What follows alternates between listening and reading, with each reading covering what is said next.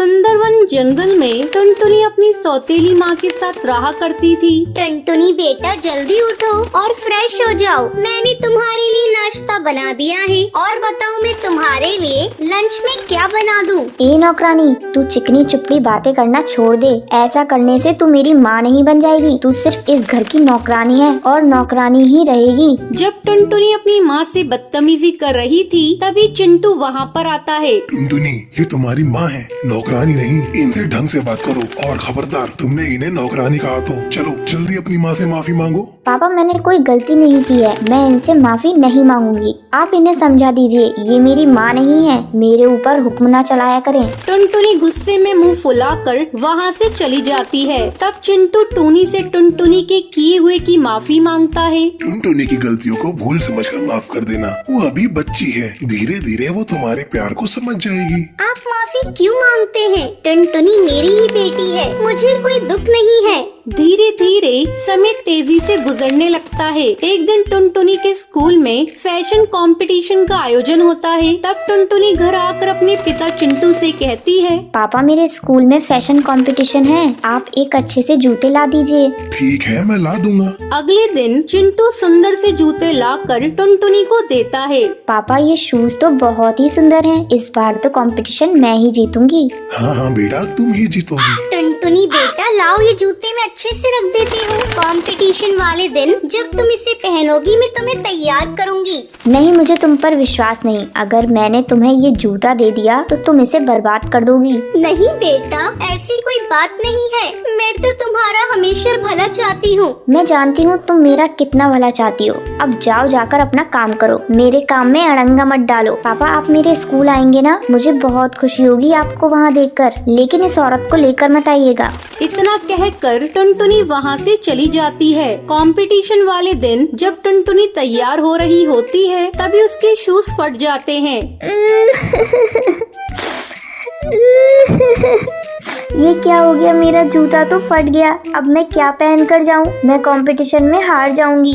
टुनटुनी का रोना सुनकर टूनी वहाँ आती है। क्या हुआ टुनटुनी, मुझे बताओ, शायद मैं तुम्हारी मदद कर सकूं। तुम क्या मेरी मदद करोगी? ये देखो, मेरा जूता फट गया। तुम्हारी ही नजर इस जूते को लग गई। अब मैं क्या पहनकर स्कूल जाऊँ? टुनटुनी बेटा, अब तुम मत घबराओ। मैंने तुम्हारे लिए बहुत अच्छे जूते सिले हैं, तुम वही पहन कर जाओ। मजबूरी में टुनटुनी टूनी के सिले हुए जूते पहनकर कंपटीशन में भाग लेती है। उसे फर्स्ट प्राइज मिलता है। घर आकर वो अपनी सौतेली माँ से माफी मांगती है। माँ, मुझे माफ कर दो। मैंने तुम्हें अपनी माँ कभी नहीं समझा। टुनटुनी बेटा, लेकिन मैंने तो हमेशा तुम्हें अपनी बेटी समझा है। फिर दोनों माँ बेटी गले मिल जाती हैं। तो ये थी आज की कहानी। ये रही आज के लक्की विनर्स के नाम आपकी स्क्रीन पर। आज का सवाल ये है, टुनटुनी कंपटीशन में क्या पहनकर जाती है? अगर आपको पता है तो आप हमें कमेंट करके जरूर बताएं। लक्की विनर के नाम कल की वीडियो में दिखाए जाएंगे। अगर आपको ये वीडियो पसंद आई हो तो इसे लाइक और ऐसी कहानियाँ देखने के लिए मेरे चैनल को सब्सक्राइब करना न भूलें। चंदनवन जंगल में कालू कौआ मुन्ना बास के यहाँ काम करता था। तभी एक दिन उसे फोन आता है। हेलो, क्या मेरी बात कालू कौए से हो रही है? जी, आप कौन? कालू कौए, मैं भरोसेमंद कंपनी से बोल रही हूँ। आपने हमारी कंपनी में जॉब के लिए इंटरव्यू दिया था, आप सिलेक्ट हो गए हैं, लेकिन आपको सुंदरवन जंगल शिफ्ट होना पड़ेगा और आपकी सैलरी पूरे 1 लाख रुपए महीना होगी। ये सुनकर कालू कौआ बहुत खुश हो जाता है और जॉब के लिए हाँ करके अपना सामान पैक करके अगले दिन सुंदरवन जंगल के एक घर में किराए के कमरे में रहने लगता है। तभी उसकी माँ सरला कौवी का फोन आता है। और बेटा कहाँ है? अभी तुझे कमरा मिला या नहीं? माँ, मुझे कमरा मिल गया। जो इस घर का मकान मालिक सोनू कबूतर था, उसे बहुत जल्दी थी यहाँ से दूसरे जंगल जाने के लिए, इसलिए मुझे कमरा जल्दी मिल गया। बेटा, ये वही कमरा तो नहीं जिसके बारे में तूने बताया था? हाँ माँ, क्या हुआ? तुम इतनी परेशान क्यों हो गई? बेटा, तू वहाँ से चला जा। उस घर में भूत प्रेत रहते हैं। मेरी पड़ोसन की बेटी सुंदरी वहीं पर रहती है, उसने बताया है मुझे। माँ, तुम जानती हो मुझे इन भूत प्रेतों पर विश्वास नहीं है। चलो, मुझे बहुत काम है, मैं रखता हूँ। ऐसे ही काफी दिन गुजर जाते हैं। अब रोजाना कालू कौए के साथ अजीब अजीब हादसे होते थे। एक दिन उसे किसी चिड़िया के रोने की आवाज सुनाई देती है।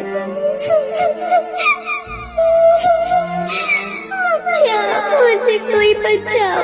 कालू कौवा उस आवाज को नजरअंदाज कर देता है। अगले दिन वो अपने पड़ोसी चीकू चिड़ा के पास जाता है। चीकू चिड़ा दरवाजा खोलता है। वो दिखने में बहुत ही अजीब सा था। चीकू चिड़ा, मुझे एक नौकरानी की जरूरत थी जो तुम्हारे यहाँ काम करने आती है। टूनी चिड़िया, तुम उसे मेरे घर में काम करने भेज दोगे? ये सुनकर वो उसके मुंह पर दरवाजा बंद कर देता है। अगले दिन कालू कौवे के घर टूनी चिड़िया आती है। जी, आप कौन? मैं टूनी चिड़िया हूँ। चीकू चिड़ा ने आपके यहाँ काम पर भेजा है। मैं बहुत ही अच्छे से काम करती हूँ साहब, आपको शिकायत का मौका नहीं दूंगी। अब टूनी चिड़िया कालू कौवे के यहाँ काम करती थी। एक दिन काम करते वक्त टूनी चिड़िया की गर्दन जोर जोर से हिलने लगती है। ये क्या कर रही हो टूनी? कुछ नहीं साहब, आप बताइए, आपको कुछ काम था? कालू कौवा इन सब हादसों से डर जाता है और वो घर में पूजा करने की सोचता है। अगले दिन वो पूजा की थाल लेकर पूजा कर रहा होता है। तभी टूनी चिड़िया अपने असली रूप में आ जाती है।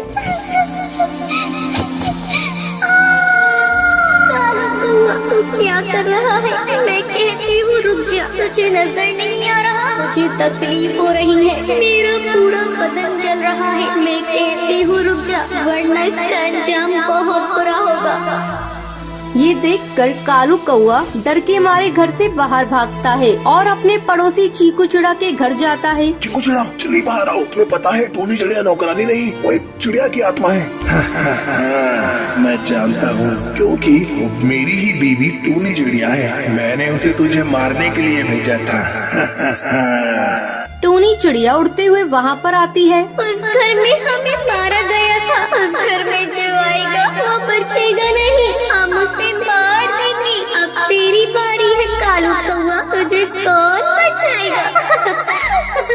कालू कौवा ये सब देखकर बहुत डर जाता है और जल्दी से उड़ता हुआ अपने घर से गुलाब जल उनके ऊपर डालता है। ये क्या कर दिया? हमारा शरीर जल रहा है, हम तुम्हारे करीब नहीं आ सकते। चीकू चिड़ा, बचाओ मुझे।